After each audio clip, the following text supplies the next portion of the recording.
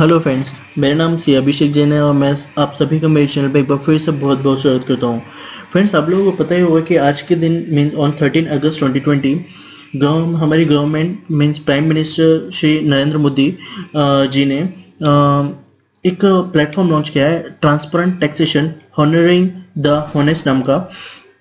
तो फ्रेंड्स, आज की इस वीडियो में मैं आपको उसी के बारे में बताने वाला हूँ कि उसमें 3 सब प्लेटफॉर्म हमारी गवर्नमेंट ने लॉन्च किए हैं। वो तीनों का नाम है कि फेसलेस असेसमेंट, फेसलेस अपील और टैक्स पेयर चार्टर। तो ये तीनों के बारे में मैं आपको डिटेल में ये वाली वीडियो में बताऊंगा। फ्रेंड्स, वीडियो शुरू करने से पहले यदि अभी तक आपने मेरे चैनल को सब्सक्राइब नहीं किया है तो please make sure to subscribe to my channel. Video काफ़ी इंटरेस्टिंग है और मैं हमेशा बहुत इंटरेस्टिंग और इन्फॉर्मेटिव वीडियो होती है वो बनाता हूँ और सबसे आपको काफ़ी फ़ायदा होता है। तो फ्रेंड्स, सब्सक्राइब कीजिएगा और बेल आइकन को जरूर प्रेस कीजिएगा ताकि मेरे फ्यूचर में अपकमिंग जो भी वीडियो आने वाले होंगे वो सबके नोटिफिकेशन आपके मोबाइल पे सही समय पर आ जाए और आप वो देख के आपका फ़ायदा उठा सको। तो फ्रेंड्स, आइए वीडियो करते हैं स्टार्ट। पहले वीडियो शुरू करने से पहले ये जो 3 जो प्लेटफॉर्म गवर्नमेंट ने लॉन्च किए हैं इनके बारे में कुछ डिटेल बताने से पहले मैं आपको बता दूं कि ये जो आया है गवर्नमेंट ने, जो फेसलेस असेसमेंट, सब कुछ फेसलेस वगैरह लेकर है, सब कुछ ऑनलाइन है, डिजिटलाइजेशन लाया जा रहा है, वो टैक्स सिस्टम में भी क्यों आया। तो उसकी वजह से इसके पीछे एक पॉइंट है जो जिसके बारे में आपको बताना चाहूँगा कि यदि आपको पता होगा तो कुछ महीने पहले, ये 2019 के बारे में बात है कि एक केस था वीजी सिद्धार्थ का। वीजी सिद्धार्थ ये एक इंडिया की लार्जेस्ट कॉफ़ी शॉप चेन के फाउंडर थे, विजय सिद्धार्थ, जिन्होंने सुसाइड कमिट कर लिया था। और सुसाइड कमिट करने के बाद में उन्होंने एक नोट छोड़ दिया था वहाँ पे, जहाँ पर उन्होंने लिखा था कि टैक्स अथॉरिटीज़ ने जो प्रेशर डाला उसके ऊपर, उन सब ने जो उसको तकलीफ दी है उसकी वजह से वो सुसाइड कर रहा है। तो फ्रेंड्स, ऐसे ही कुछ केस ये पिछले साल में सामने आए हैं जहाँ पे टैक्स अथॉरिटीज़ के अगेंस्ट बहुत सारे लोगों ने कंप्लेंट लॉन्च की है। तो वही सबको ध्यान में रखते हुए कि जो हॉनेस्ट टैक्स पेयर हैं, जिन्होंने कभी तक कोई डिफ़ॉल्ट नहीं किया है, उनको भी टैक्स अथॉरिटीज़ की वजह से काफ़ी प्रॉब्लम सहन करनी पड़ी थी। उनको जो प्रॉब्लम आ रही थी वो सब बातों को ध्यान में रखते हुए हमारे जो प्राइम मिनिस्टर श्री नरेंद्र मोदी जी हैं, उन्होंने ये ट्रांसपेरेंट टैक्सेशन नाम का प्लेटफॉर्म लॉन्च किया है आज के दिन में। हॉनरिंग द हॉनेस्ट, उसका एम है कि जो भी हॉनेस्ट लोग हैं उनको हॉनर करना। तो बहुत ही अच्छा, बहुत ही इंटरेस्टिंग स्टेप है जो गवर्नमेंट ने हम सभी टैक्स पेयर्स के लिए लाया है। गवर्नमेंट हम सभी टैक्स पेयर्स के ऊपर ट्रस्ट करके ये वाला जो प्लेटफॉर्म है लॉन्च किया है।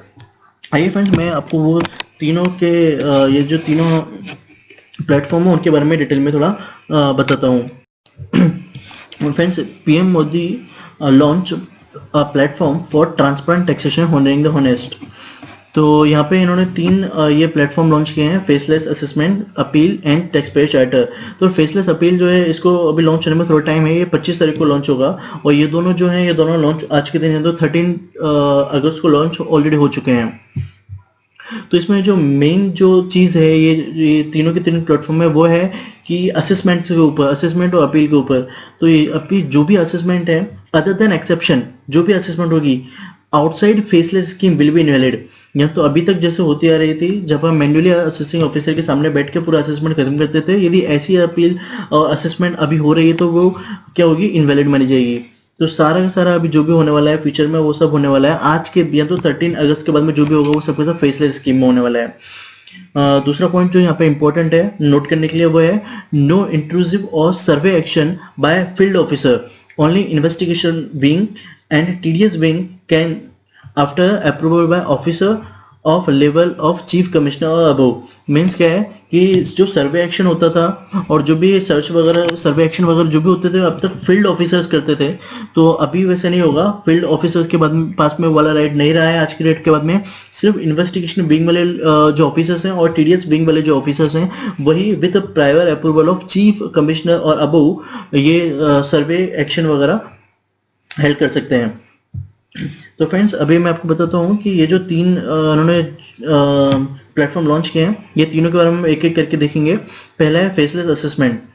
फेसलेस असेसमेंट में क्या रहेगा फ्रेंड्स, ये यहाँ पे उन्होंने कुछ फीचर्स बताए हैं उसके फेसलेस असेसमेंट के, कि इसमें सबसे पहले जो selection only through system using data analytics and AI. अब तक क्या होता था कि यदि आपका पिछले साल केस असेसमेंट में आया है तो एओ ऑटोमेटिक निकालता ही था, आपका वो जो असेसमेंट में केस वो ऑटोमेटिक निकाल लेता था। तो अभी ऐसा नहीं होगा, अभी पैन इंडिया बेसिस पे आपका जो भी असेसमेंट का जो है ना वो आपका पूरा सेंटर के पास चल जाएगा, आपका पर्टिकुलर जुरिस्डिक्शन के पास कोई पावर नहीं रहेगी। तो अभी इतने सारे बहुत सारे हो जाएंगे इनकम टैक्स ऑफिसर के पास बहुत सारे केसेस हैं, तो उनका एक ऑनलाइन सिस्टम रहेगा, एनालिटिक्स रहेगा, एआई रहेगा, आर्टिफिशियल इंटेलिजेंस रहेगी। वो रैंडम बेसिस पे आपका जो केस है वो सिलेक्ट होगा। यदि आपको सिलेक्शन में आपका केस आया तो आपका असेसमेंट होगा, अदरवाइज आपका असेसमेंट नहीं होगा। और सिलेक्शन जो है पूरा सिस्टम के थ्रू हो जाएगा, अभी मैनुअल नहीं रहेगा। अदर देन एक्सेप्शनल केसेस, वो मैं आपको नीचे बताऊंगा कि कौन से एक्सेप्शनल केसेस रहेंगे।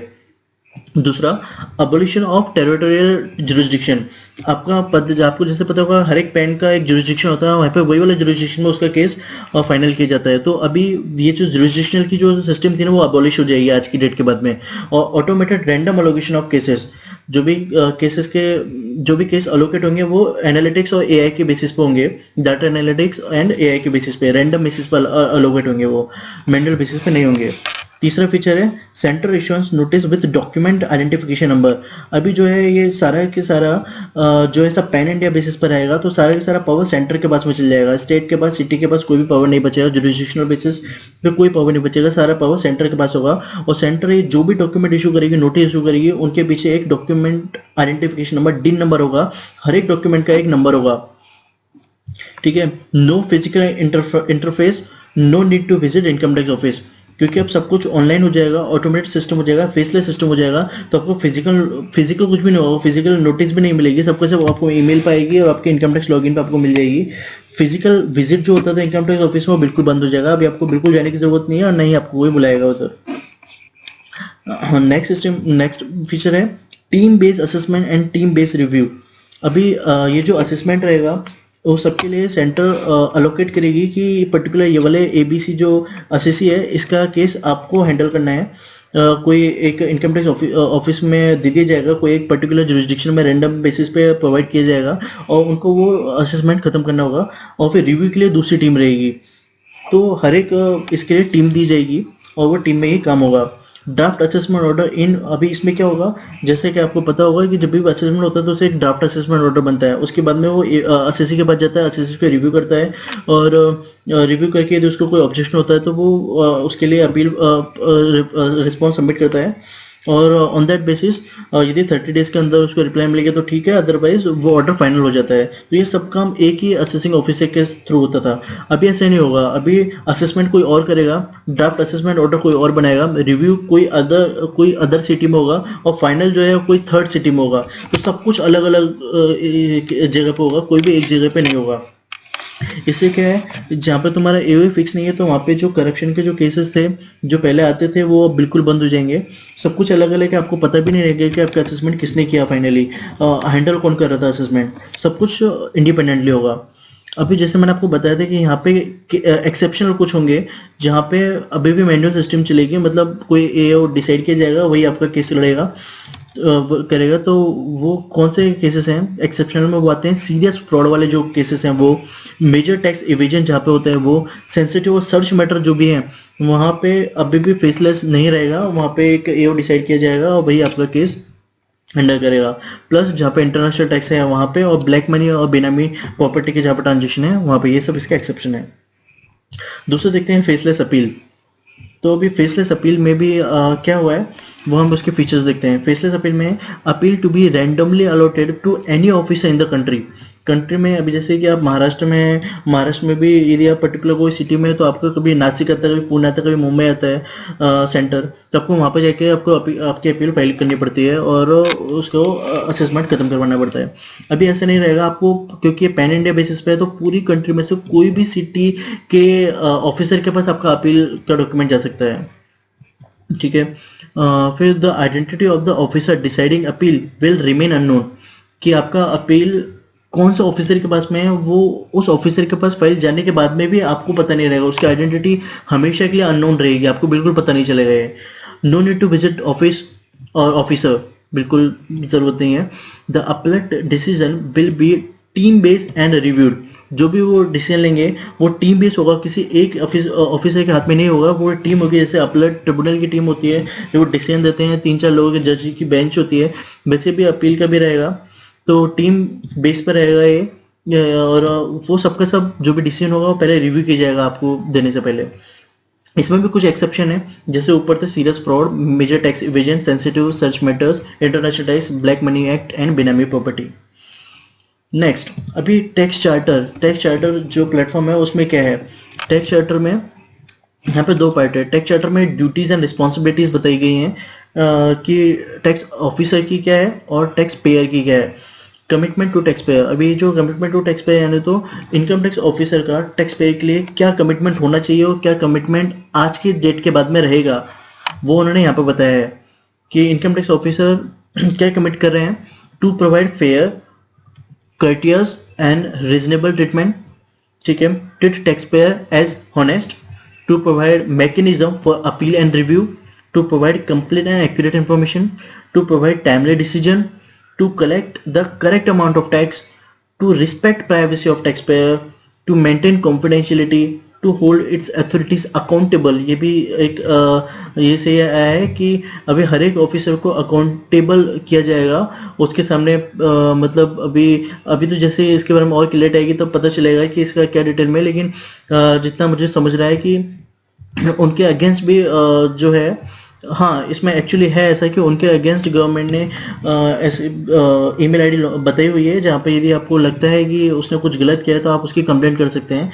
तो उनको अकाउंटेबल किया गया है, रिस्पॉन्सिबिलिटी उन्हें दी गई है।